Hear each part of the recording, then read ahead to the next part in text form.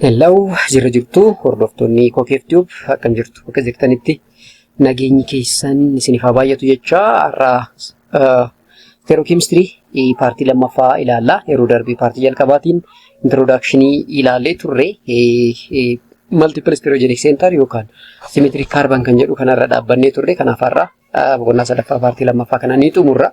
Warroonni paartii jalqabaa ilaalle gara duubaa deemtanii ilaaluu dandeessu. Warroonni paartii jalqabaa hordoftan immoo viidiyoo kanas like akkasumas share gochuudhaan akka eegaltan isin gaafachuu barbaada. So akkuma beekamu kompoondoonni baay'een isaanii stereogenic centerii tokkoo fi sanaa ol qabu waan ta'eef warroonni stereogenic centerii lamaaf sanaa ol qaban bakka tokkotti multiple stereogenic center warroota jedhamanidha. So many naturally occurring molecule contain more than one stereocenter gaafa jedhu kompoondiin tokko stereocentrii lamaa fi sanaa ol qabaachuu danda'a. So a compound with one stereocenter will have two stereoisomer. Yes, because compound tokko stereoisomer qaba yoo jenne RKC qaba sila ta'e fi chiral center tokko irratti stereoisomer lama arganna. Tokko R dha, tokko mirror image isaadha S. Haa ta'u malee compound tokko garuu stereogenic center yookaan chiral center n yoo qabaate. Kana jechuun lama ol yoo qabaate formulaan nuti the number of stereoisomer itti argannu to the power of n ta'a. Where n is the number of chiral center jechuu dandeessa. Fakkeenyaaf ribosoo fudhannee sugariin kun stereogenic centerii 3 qaba. Stereogenic centerii 3 qaba jechuun stereoisomerii 8 qaba jechuudha. Akkamitti jechuuf 2 power 3 jechuun 8 sila ta'e jechuudha.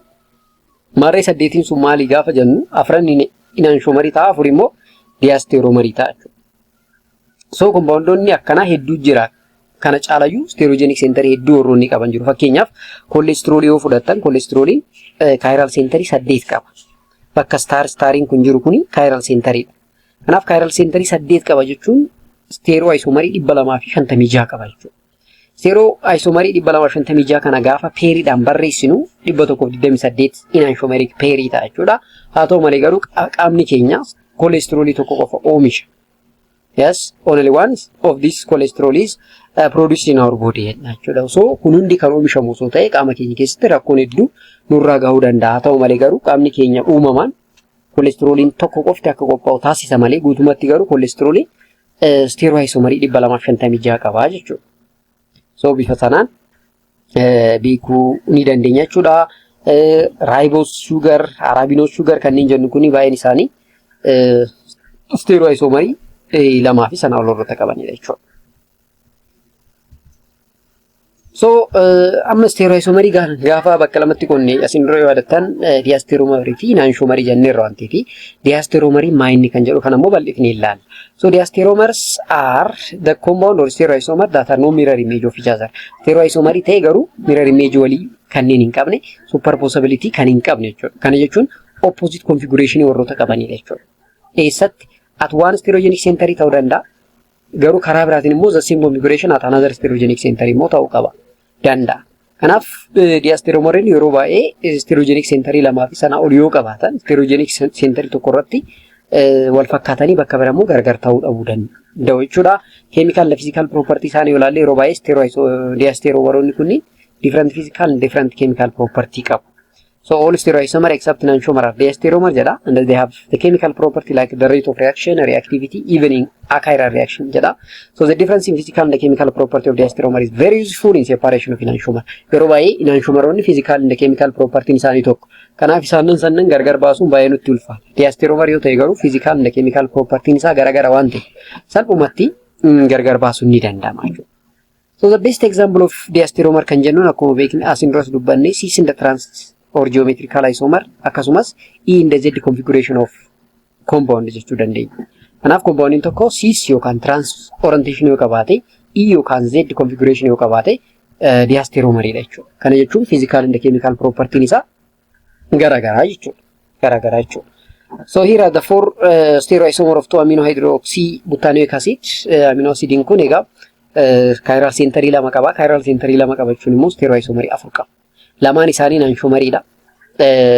Lamaan kunis inanshomeric pairidha. Isa kanaaf isa kana immoo gaafa walitti fidne diasteromerii ta'a jechuudha. So here is a stereoisomer, here is enantiomer, here is diasteromer jenna jechuudha. Isaan kunniin hundi isaaniitu inanshomeridha.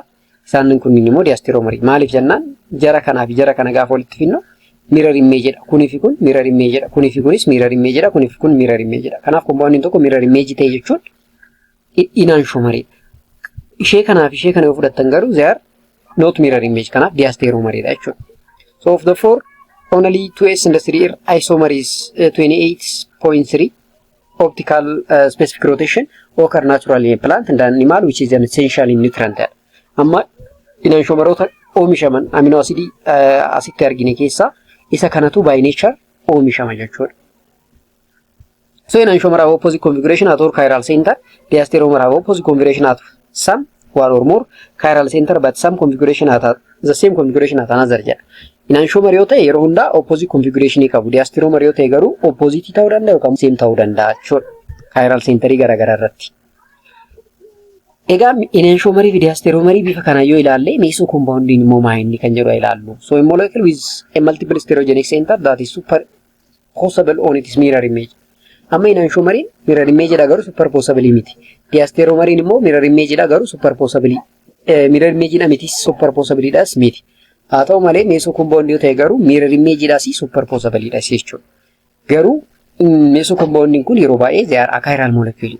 Achiral molecule that contain multiple chiral center jechuun ni dandeenya. They are optically inactive dha. Optical activity hin qabu. Fakkeenyaaf tartaric acid yoo fudhanne astu chiral center that total of 4 stereoisomers has 3 stereoisomers because of its 2 asymmetric carbon has the same sets of 4 different. Kana jechuun maal jechuudha? Fakkeenyaaf compound tokko stereoisomer chiral center yoo qabaate fi chiral center sun to the power of n number of stereoisomer qaba jennee irraariif. Haa ta'u malee garuu meso compound yoo qabaanne lamaan wayii wal fakkaatu. Fakkeenyaaf isaan lamaan kana ilaala. 2R3R kun wal fakkaatu. They are identical compound. Identical compound ta'e taanaan isa kana lama jennee lakkoofna, tokko jennee lakkoofna malee jechuudha. Kanaaf kuni tokko, kuni lama walitti sadii ta'a. Sila compound tokko chiral center lama yoo qabaate stereoisomer 4 qaba ture. Garuu sababa meso compound ta'eeti tokkoon gadi bu'a jechuudha. Sababa kanaaf maal jedha asirratti? Has 3 stereoisomer because of each of its 2 asymmetric carbon has the same sets of 4 substituent, so fewer than 4 stereoisomer actually exist. Kanaaf formulaan keenya kan reefu to the power of n jenne suni to the power of n minus 1 ta'a jechuudha. To the power of n minus 1 ta'a jechuudha. Bifa sanaanii kan qabachuu qabdan jechuudha. So asitti rotation nu agarsiisa. Rotation yeroo baay'ee degree 90 yookaan degree 180 kan nuti rotate goonu. Rotate gaafa jennu fakkeenyaaf kaarbanii kanarra dhaabbanne hydrogen fi acid functional group kana yoo iddoo jijjiirre jechuudha rotation jechuudha. Kanaaf 180 rotation kana adeemsifnu yoo ta'e yeroo hunda compound kun fi compound kun rotation isaanii tokko mata. 90 kan rotate goonu yoo ta'e garuu garaagarummaa uumuu danda'a. Kanaaf yeroo baay'ee rotation gaafa hojjennu especially Canning gold prolonged notation irratti 180 angle rotate gochuu danda'u qabna jechuudha. So if 2s3r stereoisomer is rotated, it is identical to r3s jechuudha. Kanaaf jarri lamaan identical ta'a jechuudha 180 rotate yoo ta'e. So it is superposable on this mirror image, so not chiral and does not rotate plane polarized light jedha. It has a plane of symmetry that bisects the compound into 2 equal parts. Kana jechuun yeroo baay'ee compoundonni meso compound jennu kuni warroota plane of symmetry qabani. Plane of symmetry qabu jechuun compound sun bakka wal qixa lamatti maal ta'uu danda'a? Qoodamuu danda'a akkuma argaa jirtan kana jechuudha. Plane of symmetry jechuun osoo asiin jidduu kanaan itti baafne kan inni gara olii fi inni gara gadii kuni wal qixa ta'a jechuudha. So the two enantiomer and the one meso diasteromers and the 4 n stereogenic center, the maximum number of stereoisomer is not always to the power of n. Sometimes fewer than to the power of n minus. Kana jechuun to the power of n yoo meso compound hin taanedha. To the power of n minus 1 immoo yoo meso compound qabaannedha.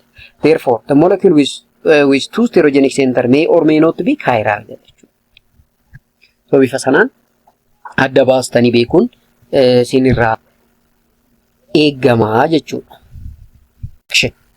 So Fischer projection formula, so representing the structure of chiral molecule, those with more than one chiral center using only 2-dimensional formula. Yeroo baay'ee Fischer projection jechuun compoundota kanneen akkuma isin dura what called Canning gold prolonged notation jenne sana asis Fischer projection jedhan 2-dimensionally represent gochuu dandeenya compound tokko. So for for compound with several stereocenter jedha for multiple stereogenic center warroota qabaniif space save gochuudhaaf yeroo baay'ee Fischer projection kana fayyadamna. So they are widely used to represent as acyclic form of simple carbohydrate. There is asymmetric carbon at the point of intersection of two perpendicular lines jedha. yeroo baay'ee cyclic form of carbohydrate warroota represent gochuudhaaf kan nuti texture projection kana fayyadamnu jechuudha. Egaa yeroo sana maal goona horizontal line fi vertical line kana fayyada. Horizontal line jechuun represent the bond that project out of the plane of the paper jechuudha. Yookaan immoo compound sun toward the viewer yoo ta'e horizontal irratti represent goona. Vertically kan ta'e yoo ta'e immoo back of the plane of the paper yookaan immoo away from the viewer jechuudha. Fakkeenyaaf ishee kana ilaalama isheen kuni inni vertically kuni maal agarsiisa? Vertically kuni the compound projects toward the viewer jechuudha. Inni horizontally kuni jechuudha. Inni vertically kuni immoo away from the viewer jechuudha. Compound makana bifa kanaan barreessina. Compound makana immoo bifa kanaan barreessina. Therefore write the fixture projection of the compound yoo jedhame 3 dimensional formulaan isaa nu kenname 2 dimensional formulaadhaan bifa kanaan ibsuun ni danda'ama jechuudha. So isa kanas beekuun baay'ee bareedaadha. Inni itti aanu optical purity dha. Egaa compoundin stereogenic center qabu yeroo baay'ee enantiomeric mixture qabaachuu danda'a. Fakkeenyaaf racemic form jiraachuu danda'a. Enantiomeric excess jiraachuu danda'a. Racemic form gaafa jennu 50-50 yoo ta'e kana jechuun if a compound have two molar of two enantiomer is called racemic form jennaan. Yookaan racemic mixture kana jechuun 50% of R and 50% of AC yoo qabaate jechuudha. Enantiomeric excess gaafa kan jennu immoo yoo racemic mixture hin taane 50-50 yoo hin taane tokko amma tokko kan biraa yoo kan caalu ta'e jechuudha. So example of an optically active substance consists of a single enantiomer is said to be enantiomerically pure jedha. The racemic form shows no rotation of the plane polar light and the written as plus minus. The racemic form of R butanol and S butanol might be indicated as plus minus 2 butanol. So gaafa barreessinu bifa kanaan plus minus jennee barreessuu dandeenya maaliif racemic mixture jechuudha. Racemic mixture. So optical enantiomeric excess gaafa jennu immoo formula qaba. So percentage of enantiomeric excess is equal to observed specific rotation over specific rotation of pure compound jenne ilaaluu dandeenya. Fakkeenyaaf example kana laala. The mixture of 2 butanol enantiomer shows specific rotation of plus 6.67 and the enantiomeric excess of S2 butanol is 15. So find the enantiomeric excess jedha. So enantiomeric excess is equal to observed specific rotation over specific rotation of pure compound. Kan pure compound jechuun kan butanol jechuudha. Inni kun ni kennama 13.5 baay'isuu dhibbaa percentage 50 arganna jechuudha. Enantiomeric excess isa hamman. Now 50% consists racemic form yoo ta'e which contain equal number of two enantiomer 25 jechuudha. 50 jechuudha. So 15 of the mixture is consist of excess of enantiomer and the mixture of 75% of butanol jechuun immoo maal jechuudha? 25R and 25R and 15S ta'a jechuudha. Maaliif tokko 50 caala yoo jenne tokko 25 ta'a tokko immoo 75 ta'a jechuudha. So an enantiomerically pure sample meaning only one enantiomer is present. Enantiomerically pure gaafa jennu only one enantiomer is present jechuudha. Fakkeenyaaf 2 bromo butane has specific rotation of 23 degree jedha. Asirratti palaasiin kun maal agarsiisa? R yookaan D ta'uu isaadha jechuudha. If a sample of 2 bromo butane has an observed specific rotation of 9.2, its optical purity is 0.4. It is 40% optically pure jedha. 40% of the mixture consists of an excess of single enantiomer. The mixture is 70% of 2 bromo butane, 30% are 2 bromo butane enantiomer jedha. Fakkeenyaaf tokko 40 caala yoo jenne inni kan biraa meeqa ta'a jechuudha? 60 keessan 30 goona. 30 erga goone booda 30 kan biraa immoo 30 dhaa 40 goona 70 ta'a jechuudha. 70. Inni tokko 40 caala jechuun 30 mana 70 40 caala waan ta'eef jechuudha. 40 caala waan ta'eef. So in the biological importance of chirality, so many drugs are chiral and often they must interact with the chiral receptor or the chiral enzyme to be effective. Chirality importance in biological importance in especially to enhance biological effective. Qoricha tokko fakkeenyaaf chiral center yoo qabaate potency isaa chirality qabaachuu isaa potency yookaan pharmacological effect isaa irratti faayidaa guddaa qaba jechuudha. So one enantiomer of the drug may effectively treat the disease whereas its mirror image may be ineffective. Chiral center qabaachuun biological importance yoo qabaate iyyuu garuu dhiibbaa qaba. Maaliif kumbaaniin tokko chiral center qaba jechuun enantiomeric mixture qabaachuudha. Enantiomeriin sun immoo tokko fayyadee tokko immoo fayyaduu dhabuu danda'a jechuudha. Alternatively, one enantiomer may trigger one biological response, and that is mirror image may elicit a totally different response. Even biological response in isanis garagarummaa qabaachuu danda'a jechuudha. So many chiral drugs contain one isomer that produces the beneficial effect, but in some drugs that the other isomer can dangerous or has no activity jechuudha. Kanaaf qorichi tokko activity qabaachuu danda'a, activity dhabuu danda'a, even toxicity qabaachuu danda'a jechuudha. Tokko dangerous ta'uu danda'a, even toxicity guddaa qabaachuu danda'a. Tokko inuma activity dhabuu danda'a jechuudha. Kanaaf chiral centering kun even the head of the scientist jedhama jechuudha. Yeroo ammaa saayintistoonni gaafa qoricha oomishan rakkoon isaanii ni isaan yaaddoo isaan keessa buusumaa inni the existence of enantiomer mixture kana jechuudha. So changing the orientation of two substituent to form a mirror image can thus alter biological activity to produce undesirable side effect. Fakkeenyaaf ibuprofen kana yoo fudhattan this niacide drug dha. Acin isaa is active analgesic effect qaba. Arrin isaa immoo liver poison, liver toxicity qaba. Penicillin venus akkasuma jechuudha. Penicillin venus akkasuma. Naproxen yoo fudhattan fakkeenyaaf it is anti-inflammatory drug. Acin isaa inflammation idhaaf response qaba. Even arrin isaa immoo liver poison jechuudha. Liver poison. Maaliif jennaan chiral center qaba jechuun enantiomer qaba. Enantiomerin sun RTC dha. Peri ta'ee deema yeroo baay'ee jenneerra waan ta'eef lamaan keessa tokko faayidaa qaba, tokko miidhaa qaba jechuudha. Thalidomide kana yoo fudhattan fakkeenyaaf qorichi kun yeroo baay'ee morning sickness treat gochuudhaaf dubartoota ulfaaf kennamu. Haa ta'u malee maal fidaa ture? Daa'imman gaafa dhalatan harkaaf miila hin qaban jechuudha. Deformation ifaa fidaa ture jechuudha. Teratogenic effect sila qabuuf. Especially post market surveillance irratti kan inni argame naaw thalidomide kun magaalarra hin jiru, magaalarra baheera. Naaf arra thalidomide morning sickness kana solve gaafa godhu thalidomide sun immoo harmful ta'e jechuudha. Disability, teratogenic effect, even birth defect fide maaliif deformed limb ifaa qabu, harka hin qaban, miila hin qaban jechuudha daa'imman dhalatan sun. Kanaaf qorichi tokko gaafa oomishamu the existence of enantiomer is the headache of for the scientist kan jennu sababa kanaaf jechuudha. Maarree maala goonure? Amma qorichoota gaafa oomishnu chiral center qabaachuun biological importance qaba yoo jenne. Chiral center qabaachuun immoo enantiomer oomishuu keessatti immoo ammas gahee guddaa waan taphatuuf dhiibbaa qaba yoo jenne maala goonu gaafa jennu wanni nuti goonu separate gochuu yaalu. Garuu separate gochuu ni danda'ama moo hin danda'amu kan jedhu dura chemical property of enantiomer ilaalu. So reefu diasteromeroonni chemical and physical property isaanii garagara jennee turre. Enantiomeronni garuu they have the same physical and the same chemical property. Look, when two enantiomer react with a chiral reagent, they react in the same rate. Two enantiomer have the same chemical properties except for the reaction with chiral or non-racemic reagent. The reaction of racemic acid with the achiral molecule, such as methanol, yields racemic mixture of the mirror image or enantiomeric product. But they react with chiral or non-racemic reagent at different rates. They usually have different biological properties. Does not necessarily mean that an S reactant will always yield an S product as occurring in the preceding reaction. As it S ture product in Kenya mo arrite.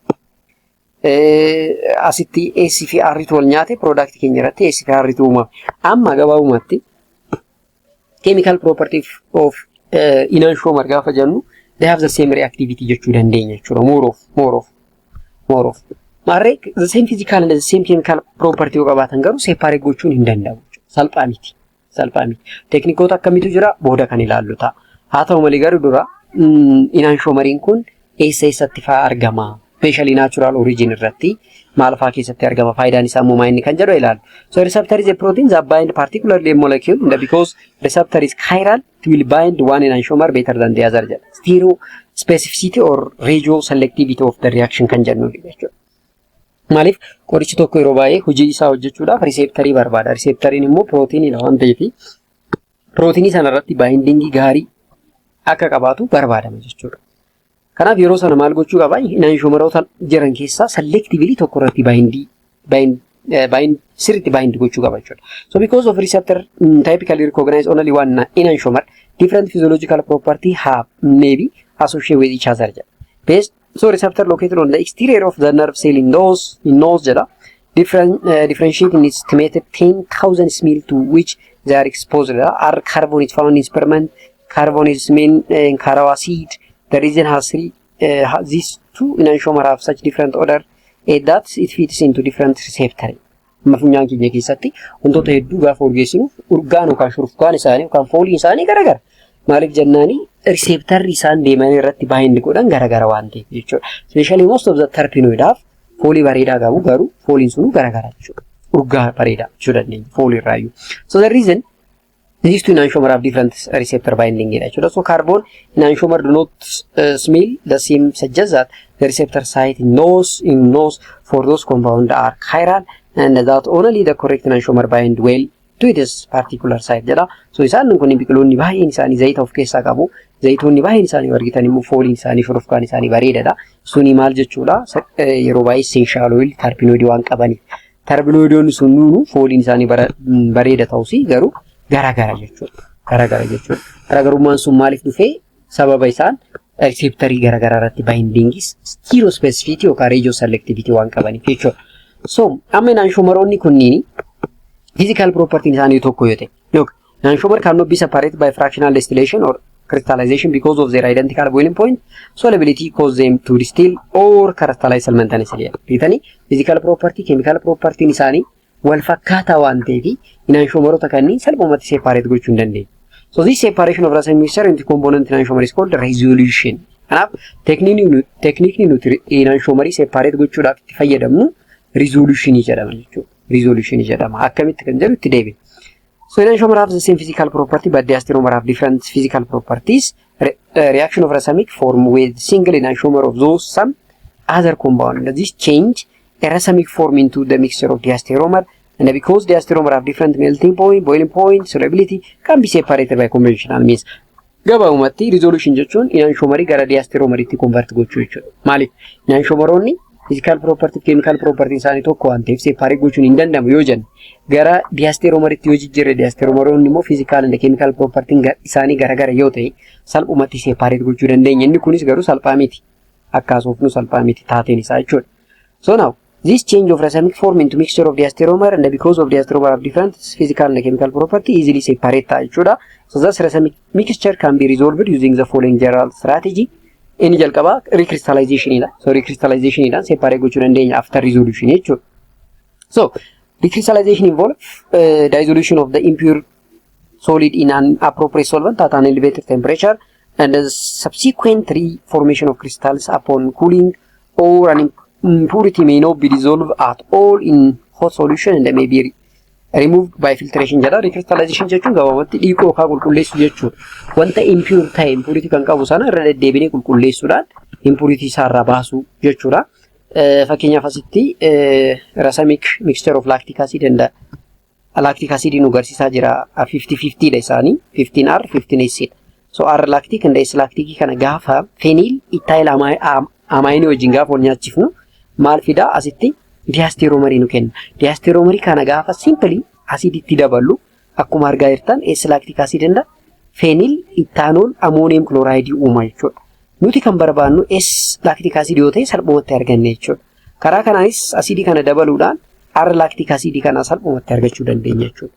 Kanaaf yeroo baay'ee enantiomerii gara diastereomeriitti geeddaruudhaaf chiral reagent compoundota qaban yookaan reagentota wajjin wal nyaachisuudhaan resolution technique jedhamuun enantiomerota separate gochuu ni dandeenya jechuudha.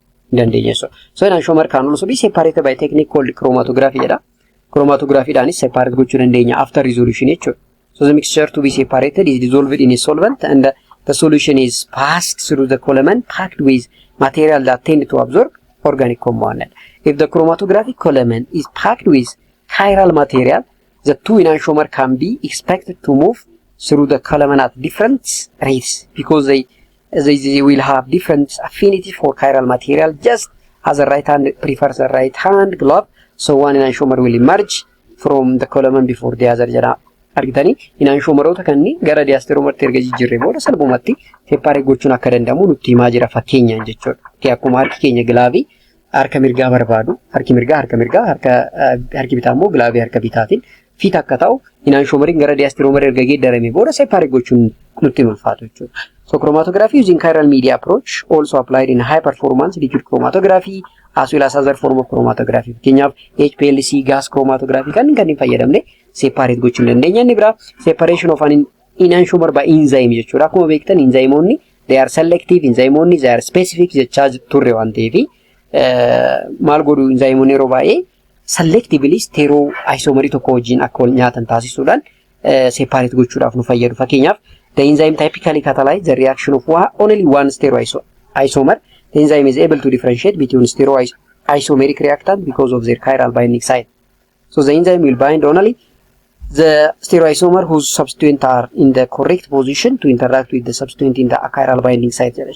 So enzyme idaanis separate gochuun akka danda'amu nutti himaa jira jechuudha. So enzyme can selectively convert one enantiomer in a racemic mixture to another compound, after which are reacted enantiomer and the new compound are separated.